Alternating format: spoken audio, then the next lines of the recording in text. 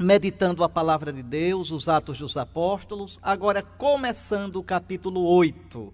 Terminamos aquele longo discurso de Estevão, já vimos que Estevão foi apedrejado, já vimos que colocaram as vestes aos pés de um jovem chamado Saulo. Saulo era fariseu, radical, contra Cristo. Interessante que Saulo, só para você, vamos falar um pouquinho sobre Saulo. Saulo é São Paulo, né? São Paulo mudou o nome dele na primeira viagem que fez em Chipre. Ele lá mudou o nome para Paulo, que é o jeito mais parecido com o hebraico. O hebraico é Saulo, Saul, porque Saulo era da tribo de Benjamim, a tribo do rei Saul. Então ele tinha o nome do rei, Saul, Saulo. E mudou para Paulo porque era parecido. Paulo, aí sim, um nome latino, que dava para o pessoal que falava grego e falava latim entender melhor.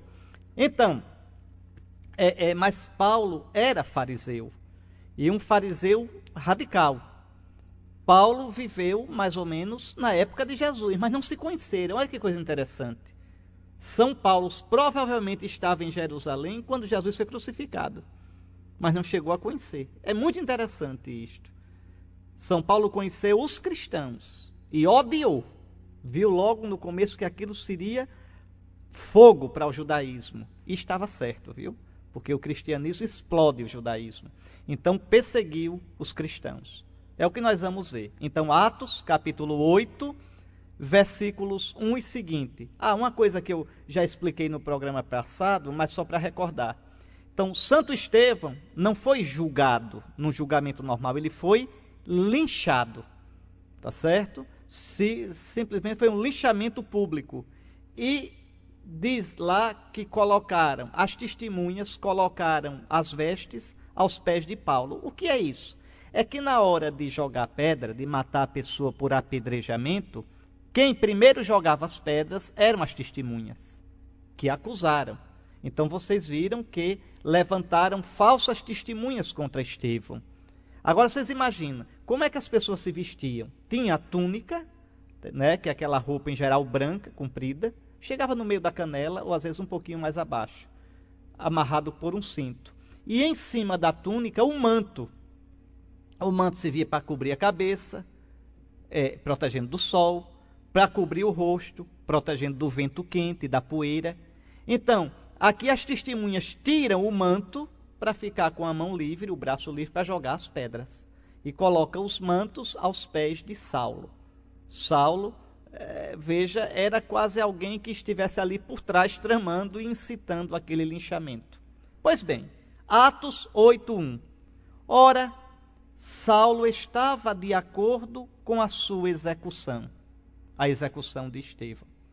Naquele dia, desencadeou-se uma grande perseguição contra a igreja de Jerusalém. Todos, com exceção dos apóstolos, dispersaram-se pelas regiões da Judéia e da Samaria. São Lucas faz questão de mostrar a igreja se espalhando, se expandindo. Agora é a providência de Deus. Essa perseguição vai fazer a igreja se espalhar pelo mundo. Os judeus pensavam que estavam destruindo, pelo contrário, estavam forçando a igreja a se espalhar.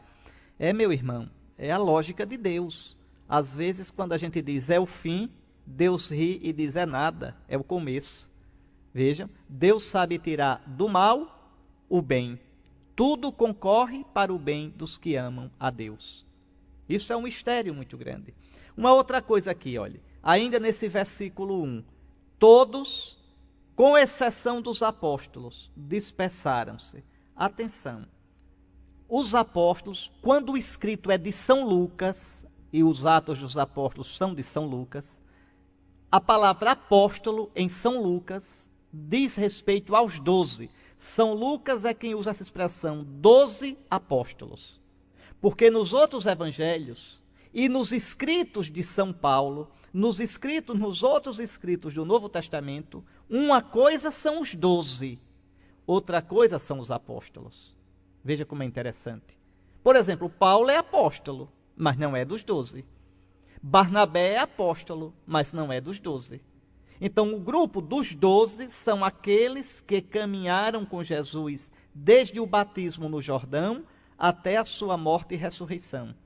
E Jesus chamou pelo nome. Estes são os 12, e quando Judas saiu, entrou Matias. Vejam, e o chefe do grupo dos 12 é Pedro. Por que 12? Porque Jesus quer mostrar como o antigo Israel teve 12 patriarcas. Os seus discípulos são, veja, o alicerce do novo Israel, que é a igreja.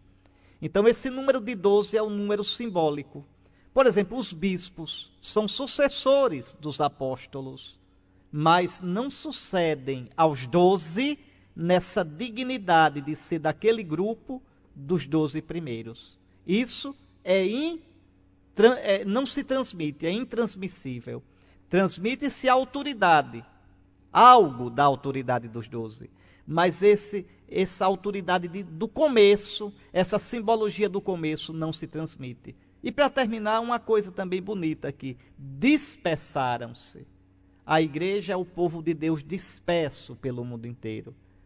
A igreja dispersa, quer dizer, espalhada pelo mundo inteiro. Está certo?